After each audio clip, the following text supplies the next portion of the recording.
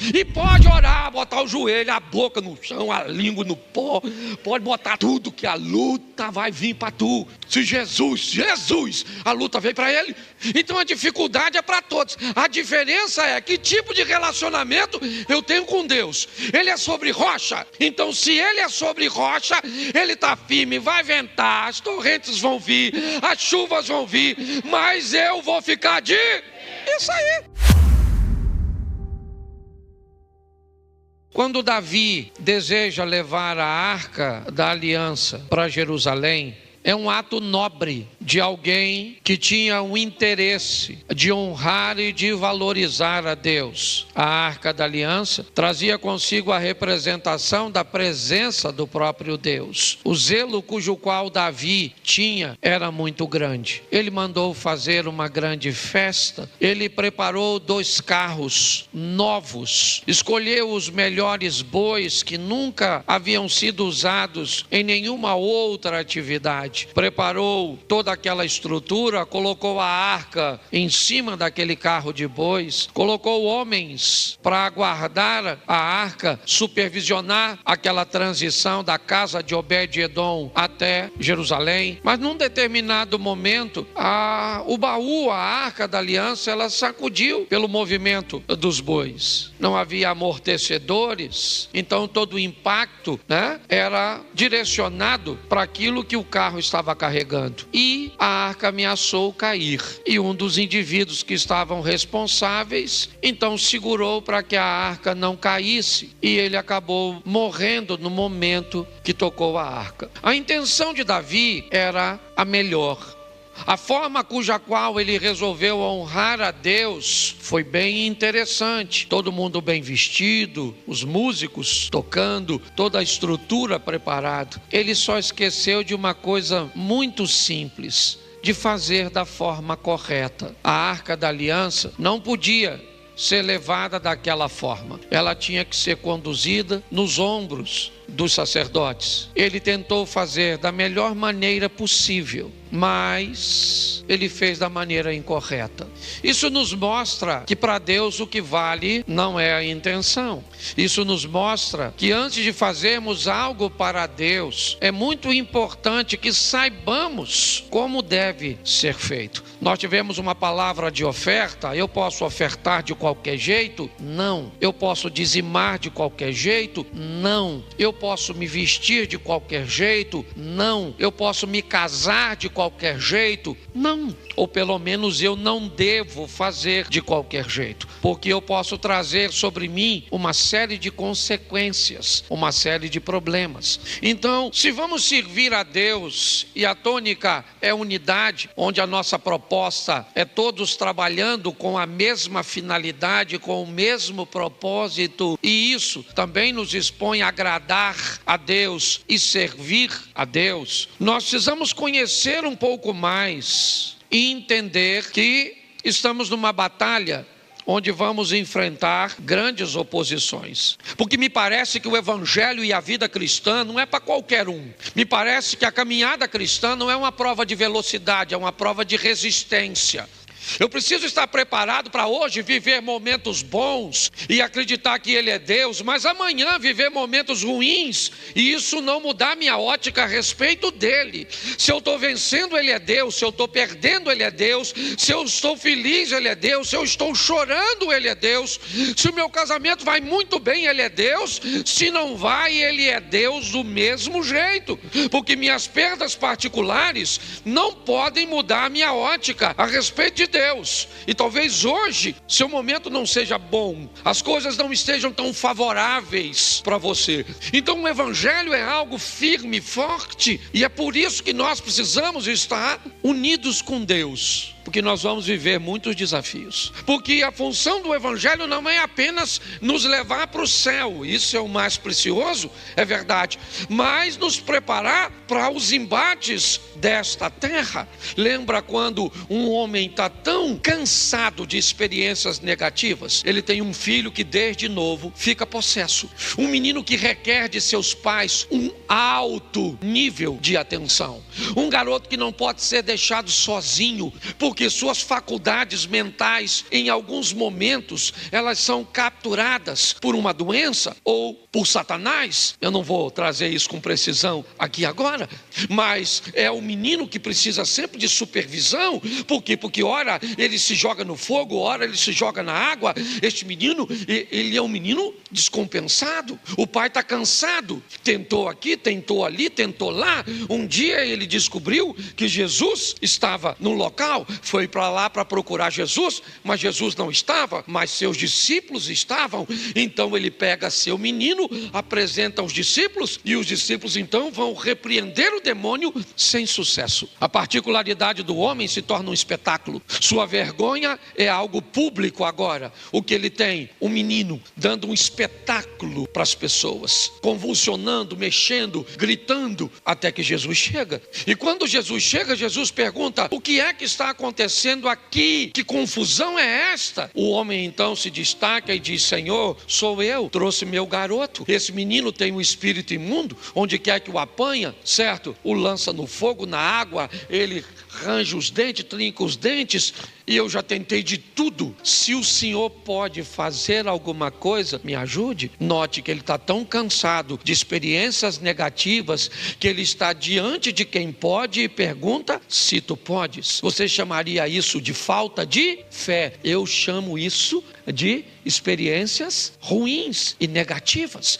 com igrejas, com pastores, com amizades, com negócios, com casamento, com pais, com filhos, com remédios, com terapias. Tem pessoas que tentaram em tanto lugar, que quando vem para a presença de quem resolve, ela está tão cansada, que não é falta de fé, não.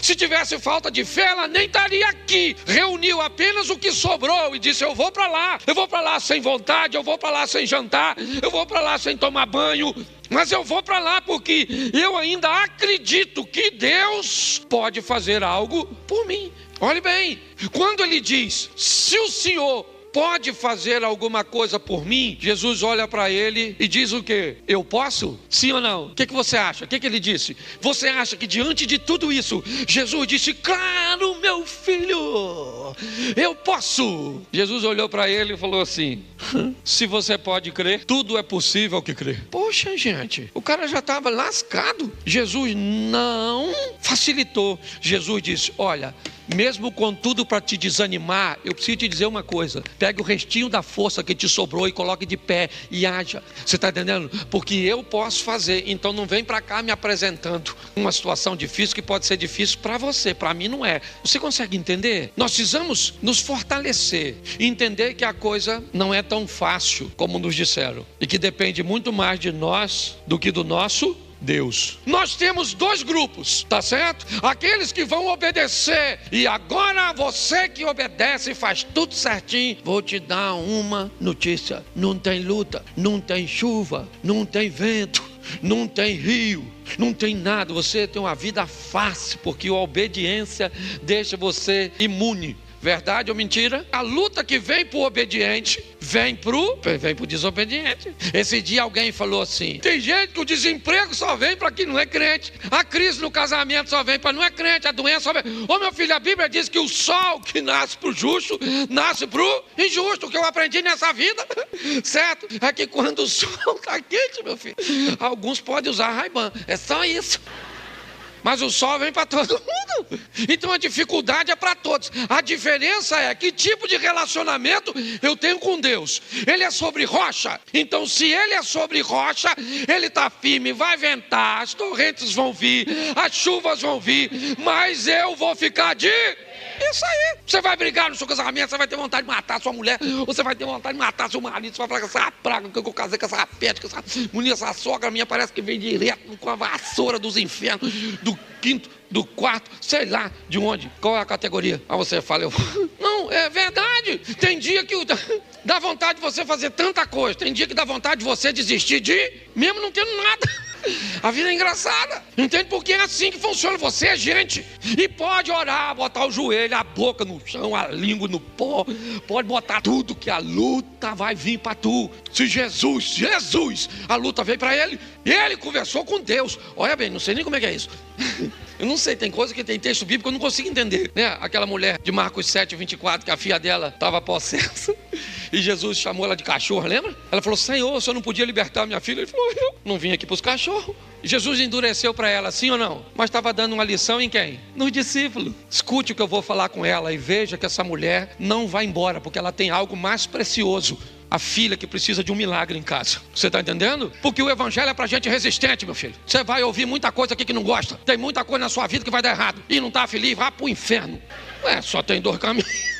Então, aprenda uma coisa nessa vida, meu irmão. 1000 cairão ao teu, 10.000 cairão à sua, mas você vai ficar de pé. E não é porque a vida para você é fácil, não. É porque você está ao lado do Senhor. A vara e o cajado do Senhor é o que te sustenta. Quem obedece, escuta as palavras. Vem a chuva, vem os rios e vem os ventos. E para quem não obedece também vem do mesmo jeito. A diferença é que a casa que está sobre a rocha se mantém de isso. O que indica que na luta a diferença não está no inimigo, mas sim na estrutura do indivíduo que está batalhando, que está pelejando, entendeu? Então, o diabo, ele vai usar as armas dele, certo? E se tem uma coisa que o diabo sabe fazer é trabalhar, trabalha bem. Só que eu comecei a me perguntar, que rocha era essa? Aliás, alguém sabe me dizer o que é a areia? Quando as ondas batem nas rochas, elas tiram das rochas fragmentos. Esses fragmentos minúsculos de rocha formam o quê? Isso. Então preste atenção, quem vai construir sob o mesmo material, a fé. A diferença é que a fé é sólida, para alguns firme, estruturada, e para outros nem tanto, ela é fragmentada. Dizer que você está aqui e não tem fé, eu estaria brincando com você. Não pode, todo mundo que está aqui tem fé. A densidade dessa fé que você tem é que talvez não seja tão firme para você parar de fumar, para você parar de beber, para você parar de se prostituir, para você parar de mentir. Talvez a sua fé, a fé que você tenha, ela não seja tão densa ou intensa a ponto de que você consiga resultados mais satisfatórios. E pelo que eu entendi, aqui isso depende muito mais de nós do que de Deus. Porque no que depender de Deus eu não vou ganhar. No que depender de Deus eu já ganhei. Amém? Isso. Agora isso depende de mim. É assim que funciona.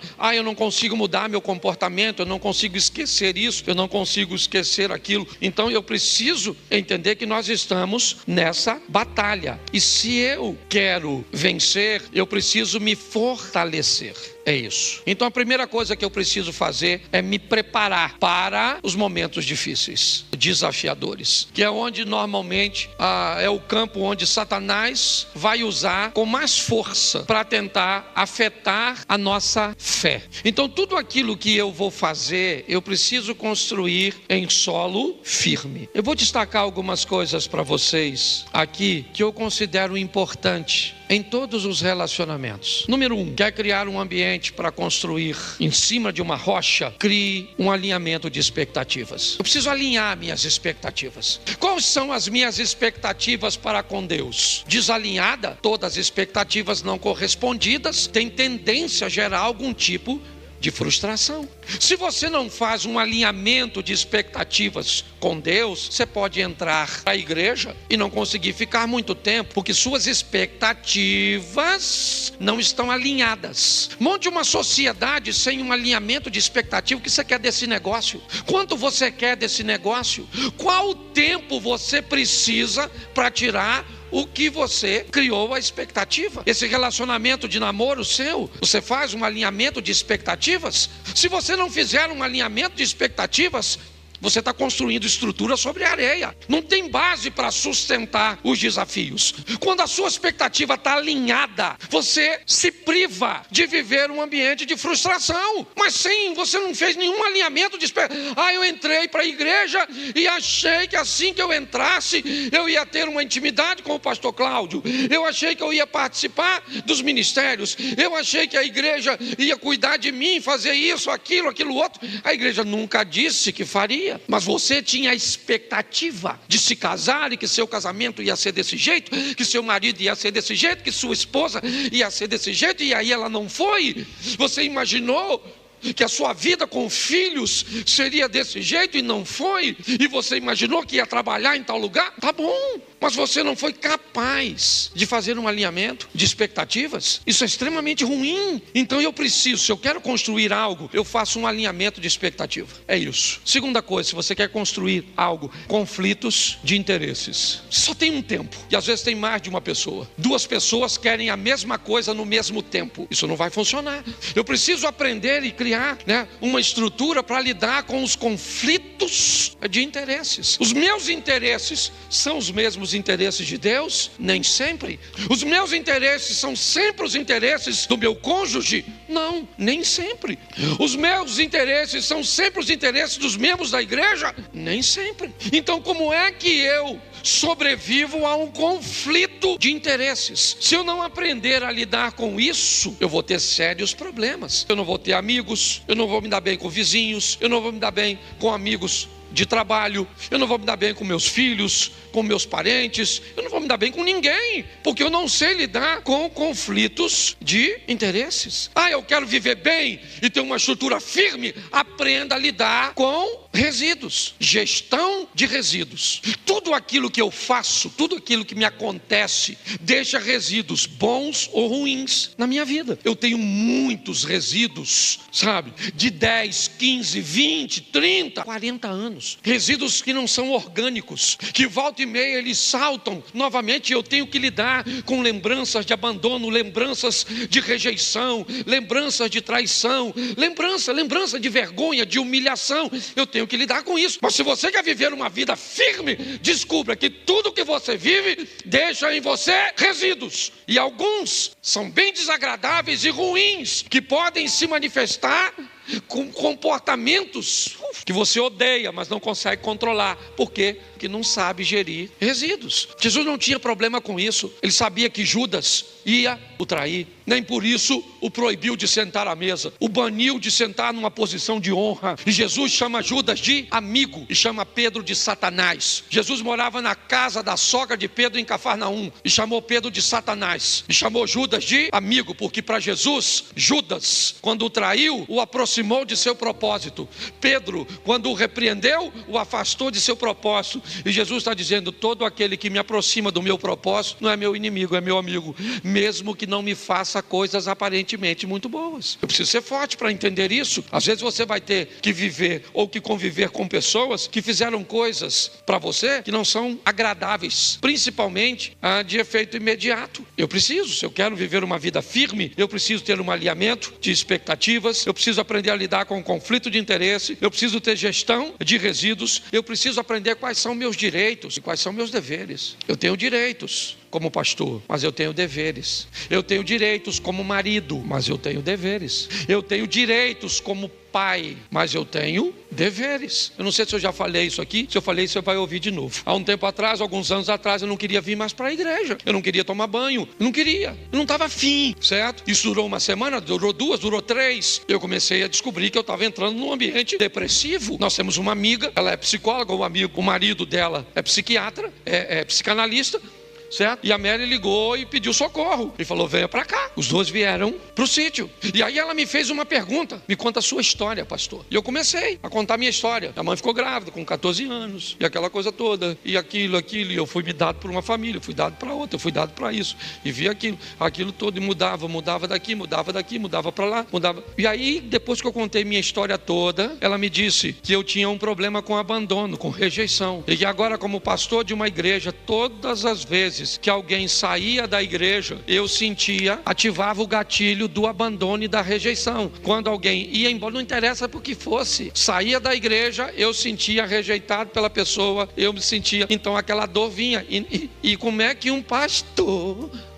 Se igreja todo dia chega gente, todo dia vai gente embora. E aí eu descobri que eu tinha um problema com gerenciamento de resíduos, uma coisa lá do meu passado, entendeu? Me fez ter um relacionamento com Deus, principalmente, muito instável. óbvio. Naquela situação, vocês que lidam com isso, sabe, tem dia que você levanta e quer até morrer. E não pensa que isso é coisa de quem tem demônio, não, porque o profeta Elias não tinha, não, viu? O profeta Elias era assim com Deus, ó. Matou 450 profetas, ainda tinha mais uns 400 de azera.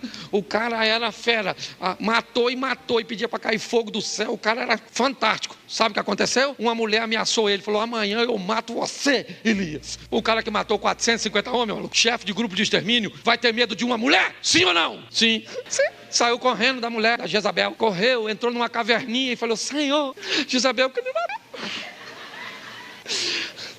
Eu quero morrer. Ele queria morrer? É lógico que não, porque Jezabel estava a fim de matar ele. Se ele quisesse morrer, voltava lá, Jezabel matava, Deus terceirizava o serviço e dava tudo certo. Ele queria morrer, sim ou não? Mas pediu para morrer? Mas queria? Mas pediu? Igual nós. De vez em quando que a vida está ruim, você fala: Senhor, eu podia voltar hoje. O que você está pedindo? Para morrer. Porque ele não vai voltar hoje, que ele tem que salvar um montão de gente. Então você não é Mulher Maravilha não, dona. Nem corpo a senhora tem para isso. Tá certo? Então a chapa é quente, o bagulho é doido. Eu falo aqui, nós somos carioca. Se cair, cai atirando, mas vamos embora. Entende? Que a vida é desafiadora, então você tem que aprender a lidar com isso. Gerenciamento de crise. Tem gente que não sabe. Então nós precisamos de gente forte. É isso aí, certo? Gente que constrói a casa em cima da... E vem vento, e vem rio, e vem chuva, e vai vir, e vai vir. E quanto mais você resiste, parece que mais forte o troço vem. E você? Você está lá, lutando. Parece um lutador de MMA, tá certo? Então, é assim, gente. E vamos embora, certo? Então vamos ler a Bíblia, vamos orar e vamos preparar para a guerra, meu irmão. Posso ouvir um amém da igreja? Demonizar o sexo. Quem fez o sexo foi Deus. E se Deus fez é porque é bom, entendeu? Mas o casal tem que ter intimidade para fazer um sexo maneiro. Pastor, como é que eu faço para fazer mais sexo? Volte a beijar. Pensa num negócio que vai fazer você. Beijo. Mas é beijo. Isso não é beijo. Beijo é a língua assim. Isso, sim, é pegar a dona, passar a mão no cabelo dela, envergar ela assim, esfregar ela no seu corpo, cerol e linha grossa, é ou não é verdade?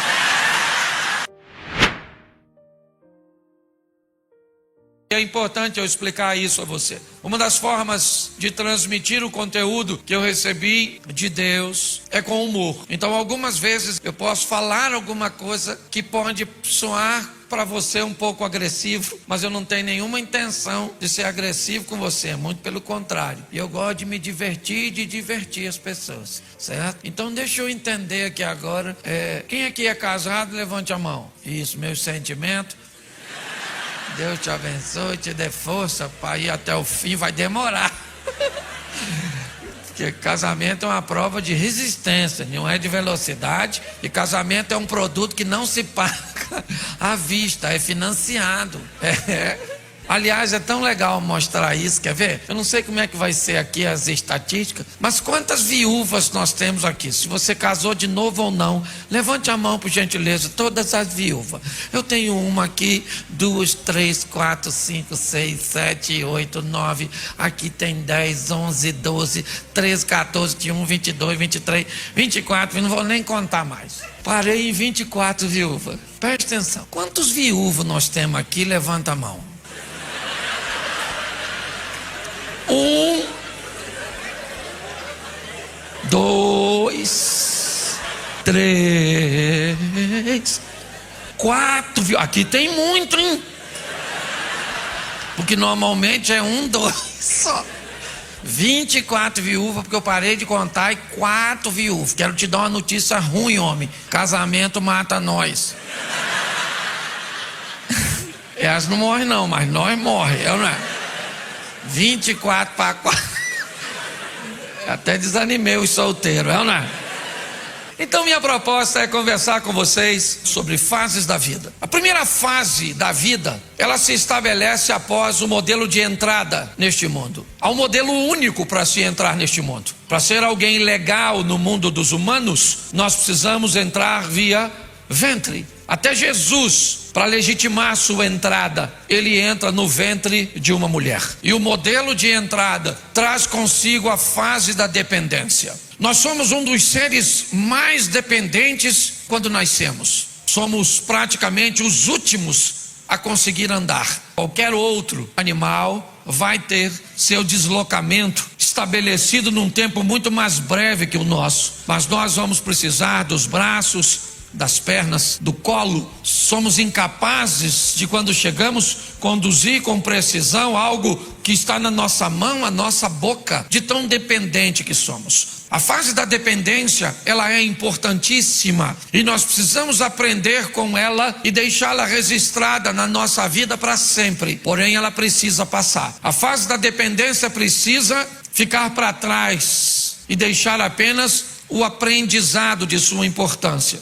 Pessoas que se detêm na fase da dependência se tornam muito desafiadoras para convivermos com elas. Pessoas que não conseguem se libertar da dependência, elas têm dificuldade com tarefas, com responsabilidades. Quem mantém relacionamentos com pessoas dependentes, esse tipo de relacionamento é sempre muito cheio de manutenção. Você sempre tem que ter muito cuidado como fala. Você nunca pode contar com essa pessoa de verdade, porque ela nunca se sente responsável, porque ela sempre entende que é alguém dependente. Ela depende dos outros para fazer as coisas de verdade. E ela só faz se tiver tempo, se der, se tiver dinheiro. Nós precisamos entender que aprendemos que vamos depender de pessoas sim, mas nós precisamos mudar de fase. Eu vejo hoje muitos homens que dependem de suas esposas para tudo. Ele não sabe lavar uma louça. Eu não estou falando que tem que fazer isso o tempo inteiro, não. Estou dizendo que tem que saber fazer. Lavar uma louça, fritar um ovo, fazer um arroz, arrumar uma cama, dar banho numa criança.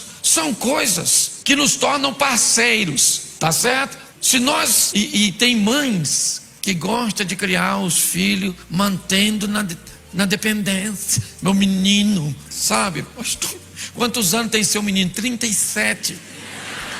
A senhora deve ser mãe de Peter Pan, pelo amor de Deus. Sai daí, sininho. Deixa esse menino crescer, essa menina que não sabe fazer nada. Porque tudo entregava na mão, porque tudo. Aí vai trabalhar, depende dos outros. Tudo é altamente dependente. Então a dependência é importante, sim ou não? Mas tem que acabar, porque você tem que mudar de fase. Qual é a próxima fase? A fase da independência. Isso, ela tem que chegar. Pode notar, essa criança que dependia, é só uma questão de tempo. Ela não quer ficar mais no seu colo. Agora ela enfia o pé por baixo de suas costelas, esperneia. O que ela quer? Puxão. O que ela quer? Andar. Nem começa a andar, já quer correr.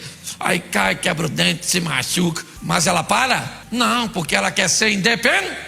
E aí ela vai. Porque isso é importante demais. Nós nos tornarmos independentes. Isso, sobrevivemos, certo? Às vezes sem ninguém, porque às vezes a vida leva todo mundo de você em algum momento. Casou? Eu casei, 32 anos de casado, sou bem casado, mas não dependo de minha mulher para nada. Não dependo para fazer amor, que eu não faço sozinho também, né? Já passei dessa fase. É que solteiro tem vontade de fazer amor. Às vezes vai tomar banho, água quente. Ele olha para a mão dele e a mão dele fala, te amo. Mas isso aí é pecado, sai voado, sai fora desse troço aí, tá certo? Tá certo? Então eu não dependo da minha mulher para nada, entendeu? Amo minha mulher de paixão, mas sou independente. E ela também. Minha mulher, se eu morrer hoje, amanhã faz 2 dias. Eu já até pedi, chora, tá? Para valorizar o defunto. É importante. Então, eu gosto de gente independente, gente que não está nem aí. Se tiver bem, se não tiver, tá tudo jóia também, estou no lucro. Você tem que ser assim, buscar a sua independência. Não pode ficar, né, sempre debaixo do dinheiro dos outros, das emoções dos outros, dos elogios dos outros. Esse dia o cara foi fazer uma crítica na internet que achando que ia me abalar. Eu falei, eu escrevi lá, o irmão, deixa eu te explicar. Eu tive cachumba, catapora, tive carrapato grudado em mim, sanguessuga, piolho, engasguei com bala soft, usei quichute. Você acha que com essa palhaçada aí que você vai me aborrecer? Tem que fazer melhor, querido.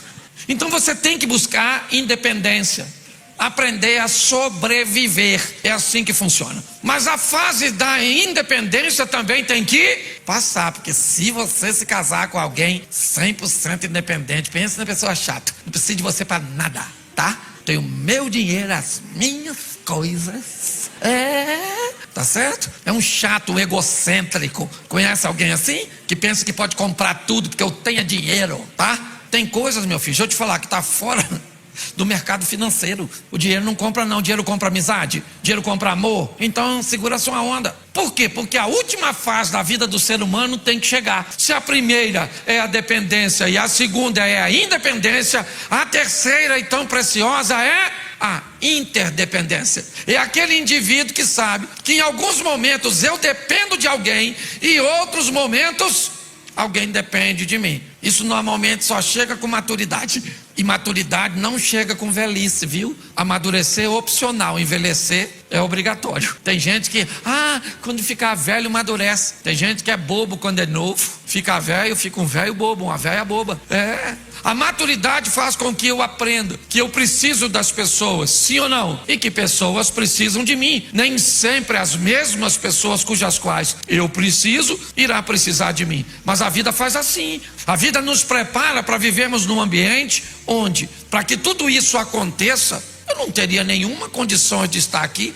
Eu dependi de inúmeras pessoas que sequer eu conheço, que trabalharam, que cantaram, que tocaram, que estão no estacionamento, que trouxeram vocês. A grande verdade é essa. Quanto mais rápido nós entendermos a beleza da interdependência, mais fácil fica o nosso relacionamento com outras pessoas. Atingir essa visão vai nos dar a capacidade de nos relacionarmos conosco e com todas as outras pessoas de uma forma muito assertiva, muito abençoada, aprendendo que essa fase me qualifica para vivermos num ambiente interpessoal, com gente. É assim que funciona. Quando olhamos para isso, é importante também nós aprendermos outras coisas. Se esse ambiente de dependência deformar você, estoura lá na frente. Se você tiver problemas com independência, isso vai estourar lá na frente, quando você for se relacionar. E aí você pode ter que lidar com um probleminha muito sério, ter uma visão clara a respeito de si mesmo. Isso não é fácil. Hoje muitas pessoas precisam de mudanças, ajustes apenas, coisas que aconteceram lá atrás e que desajustaram essas pessoas, fizeram com que elas se tornassem egoístas. Então elas precisam de um ajuste, porque ela tem um problema na dependência ou na independência. Ela tem um problema na dependência porque quer demais, ou ela tem um problema na independência porque acha que não precisa de nada. Essa é a grande verdade. Mas olhar para nós mesmos nem sempre é muito agradável, porque nós podemos encontrar em nós alguns adjetivos, algumas qualidades cujas quais nós não estamos a fim de ver. Por isso talvez seja tão difícil de mudar. Por quê? Porque a percepção precede a mudança. Se a pessoa não consegue perceber que ela precisa de mudança, qual é a possibilidade dela mudar? Nenhuma, ela nem sabe que precisa.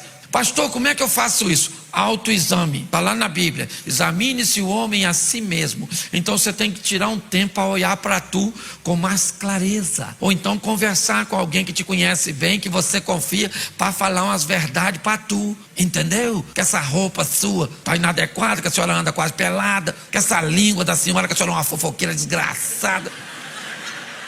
Falar para você que se você tomar 2 cervejas, você vira outra pessoa, esquisita. Vira o Hulk, quer quebrar tudo, quer arrumar confusão. As pessoas têm muita dificuldade de olhar para si mesmo, porque às vezes não é muito agradável o que você vai ver. Por isso que nós gostamos de olhar a vida dos outros, porque a vida dos outros alivia a nossa. Olha como ela engordou. Por que você fala isso? Porque você envelheceu. Você está parecendo a mãe de Highlander, não é verdade?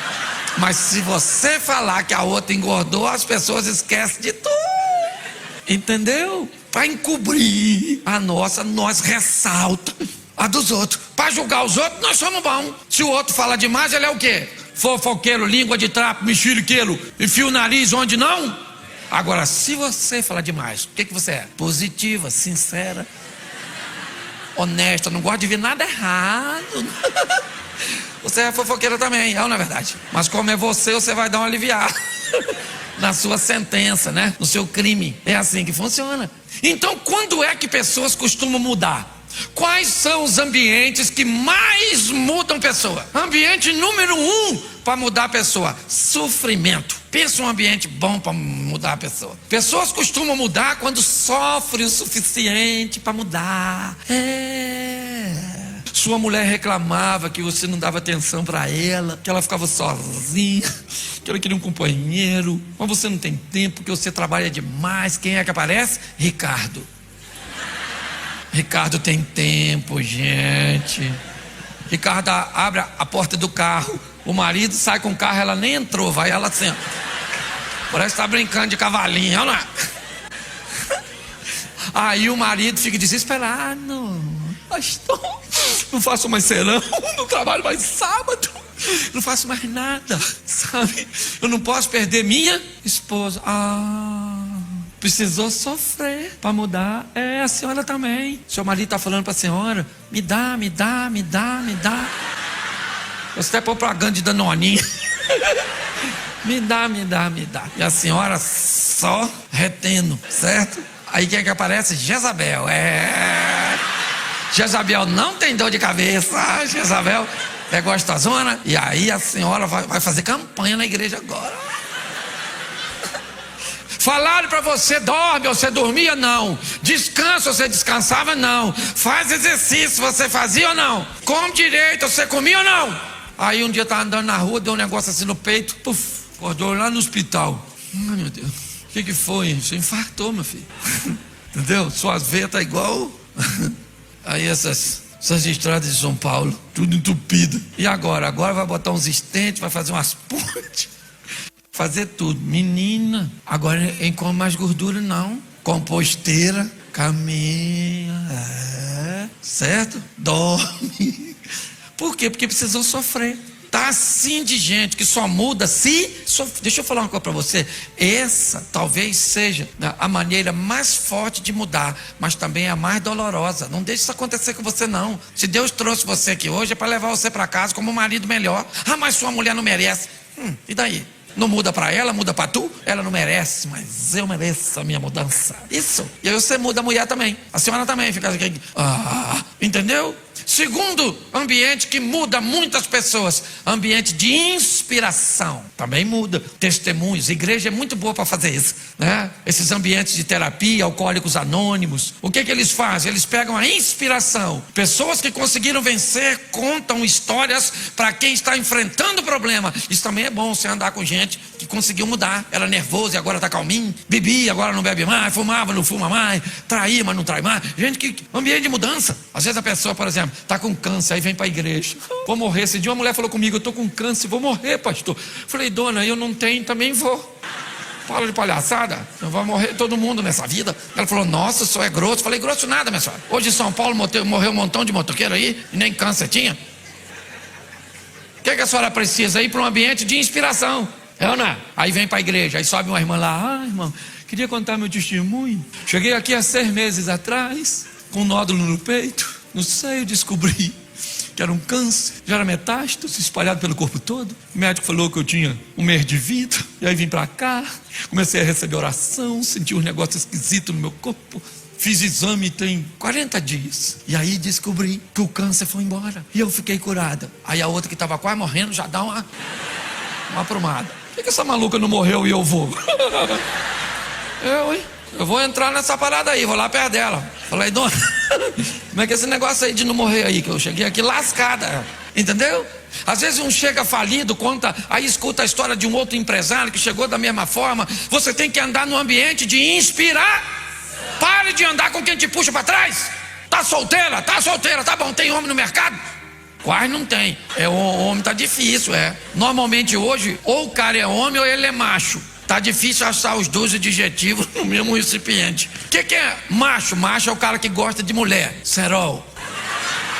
O cara que gosta mesmo. Isso. O homem é o que gosta de responsabilidade. Hoje tem uns caras que gostam de responsabilidade. Parceiro, amigo, paga conta, ajuda a cuidar das crianças, mas sem cerol. Tem uns caras que se a senhora falar cerol, a senhora já voou.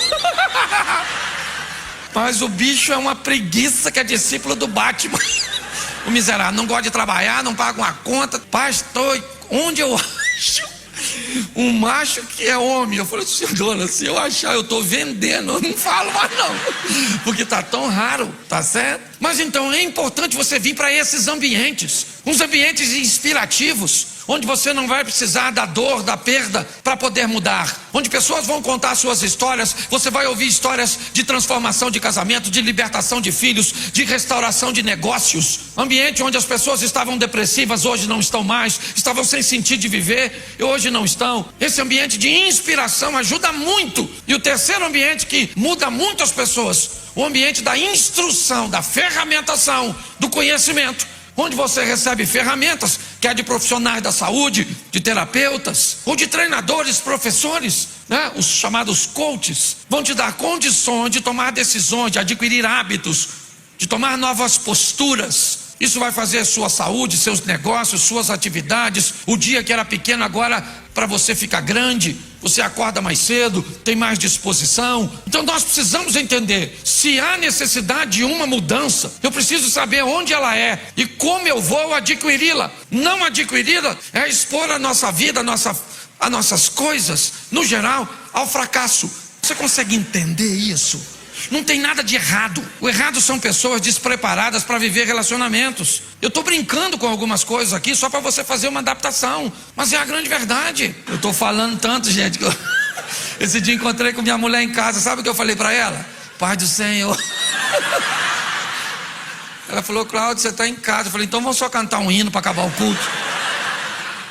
Mas é muito legal, não tem nada de errado, tá certo? É importante você entender isso, essa dinâmica de lidar com pessoas diferentes de nós. Isso é fantástico, gente. Ninguém aqui está casado com a pessoa errada, não. Às vezes são pessoas que precisam de ajuste, porque são intransigentes, não querem mudar. Ninguém precisa mudar 100%. Se cada um mudar 50%, também dá 100%. Entendeu? É que você não quer mudar. E para eu terminar, deixa eu falar de sexo. Isso aí, o ânimo foi fantástico. Até o grito da animada foi fraco, ou não é? Bom, primeira coisa que você precisa entender é o seguinte: a ausência desse assunto ao longo da história estabeleceu a perversão. Se a igreja principalmente tivesse falado de uma forma mais clara sobre esse tema, nós teríamos evitado muitos problemas. Eu acho que é do conhecimento de muita gente. O ambiente religioso muitas vezes preferiu lidar com o divórcio do que com a fornicação.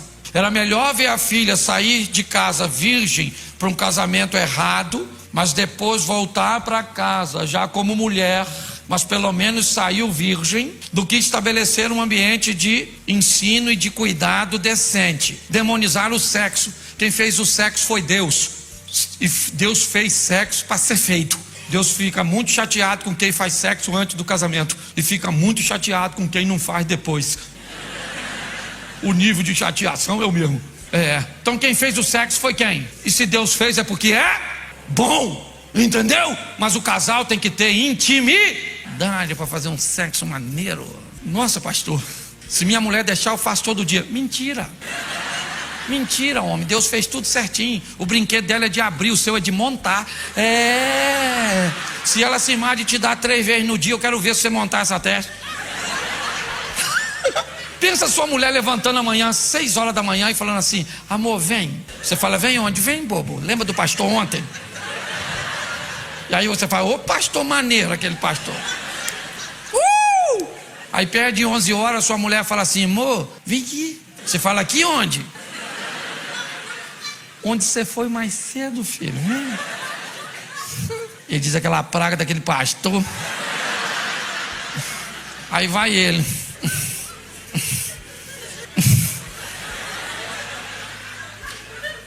Cinco horas da tarde, ela fala assim, amor. Ele fala, o que é? Espírito de prostituição que está em você. Então Deus fez tudo certinho. Tem nada de errado. Agora, há de convir que grande parte dos casais hoje já não tem um relacionamento sexual muito agradável. Primeiro porque a maioria dos homens, a maioria das vezes querem jogar uma partida oficial. E as mulheres gostariam de jogar uma peladinha. Isso, bota um chinelo aí, outro aí, vem embora, garota, isso aí, garota, tá bom? Tô meio estressada, vamos acabar logo com isso. Isso, gol! Vambora tomar banho, vamos pro vestiário. E tem uns caras que não, ele quer torcida, câmera, uniforme. E não é assim que funciona. Pastor, como é que eu faço para fazer mais sexo? Volte a beijar. Pensa num negócio que vai fazer você. Beijo, beijo, beijo, beijo. Pastor, se eu beijar, eu... Mas é beijo. Você quer ver? A maioria dos casais, se eu pedisse para dar um beijo agora, eu vou dizer. É assim. Isso não é beijo. Beijo é a língua assim. Isso sim, é pegar a dona, passar a mão no cabelo dela, envergar ela assim, esfregar ela no seu corpo. Isso, é sua esposa, não é namoradinha não. Entendeu? É assim. Aí o que isso vai trazendo? Reforçando laços. A maioria dos casais não beija. E quando o homem, aí o marido já está pensando assim, pastor, se eu for beijar ela assim, ela não quer. É claro que ela não quer, porque ela já sabe que todas as vezes que você vai beijar assim, você quer. Então quando você vem querendo beijar assim, ela já vai assim, ó. Então você tem que primeiro resgatar o ambiente. Vai beijar, pega a sua perna direita, joga para frente, enfia as duas dela aqui, prende e beija. E solta que ela parece um astronauta assim.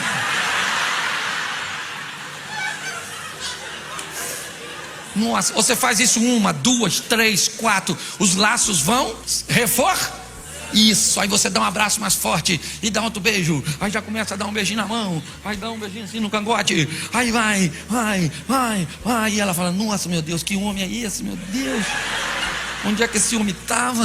E pronto, mas não, aí fica, parece os passarinhos novos com fome.